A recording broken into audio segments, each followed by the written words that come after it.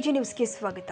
Cylinder ಸ್ಫೋಟದಿಂದ ಗಾಯಗೊಂಡು ಆಸ್ಪತ್ರೆಗೆ ದಾಖಲಾಗಿದ್ದ ಅಯ್ಯಪ್ಪ ಮಾಲಧಾರಿಗಳ ಪೈಕಿ ಇಂದು ಬೆಳಗಿನ ಜಾವ ಮತ್ತೋರ್ವ ಅಯ್ಯಪ್ಪ ಮಾಲಧಾರಿ ಚಿಕಿತ್ಸೆ ಫಲಕಾರಿಯಾಗದೆ ಕಿಮ್ಸ್ ಆಸ್ಪತ್ರೆಯಲ್ಲಿ ಮೃತಪಟ್ಟಿದ್ದಾರೆ.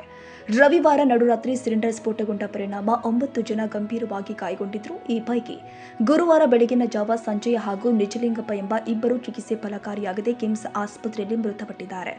ಆದರೆ ಇಂದು ಬೆಳಗಿನ ಜಾವ ರಾಜು ಮುಕೇರಿ ಎಂಬ 16 ವರ್ಷದ ಅಯ್ಯಪ್ಪ ಮಾಲಧಾರಿ ಚಿಕಿತ್ಸೆ ಫಲಕಾರಿಯಾಗದೆ ಮೃತಪಟ್ಟಿದ್ದು, ಇದೀಗ ಸಾವಿನ ಸಂಖ್ಯೆ 3ಕ್ಕೆ ಏರಿಕೆಯಾಗಿದೆ. ಇನ್ನುಳಿದ 6 ಜನರಿಗೆ ಕಿಮ್ಸ್ ಆಸ್ಪತ್ರೆಯಲ್ಲಿ ಚಿಕಿತ್ಸೆ ಮುಂದುವರೆದಿದೆ.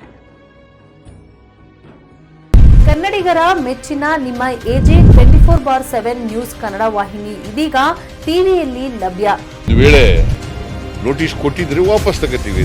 ಇವತ್ತು ವಕ್ಫ್ ಪ್ರಾಪರ್ಟಿ ಅಂತೇಳಿ ಬರ್ತದೆ ಅಂತ ಹೇಳಿದ್ರೆ ರೈತರ ಬೀದಿಗೆ ಬದಲು ಏನ್ ಮಾಡ್ಬೇಕಾಗತ್ತೆ? ಯಾರು ವೋಟ್ ಹಾಕಿಲ್ಲ ಅಂದ್ರೆ ಗ್ಯಾರಂಟಿನೆಲ್ಲ ಸ್ಟಾಪ್ ಮಾಡ್ಬಿಡ್ತೀವಿ.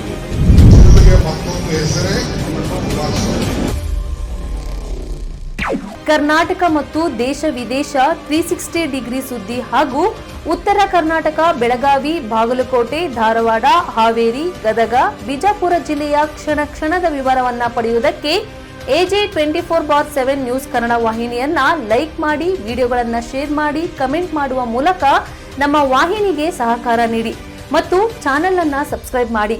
ಧನ್ಯವಾದಗಳು.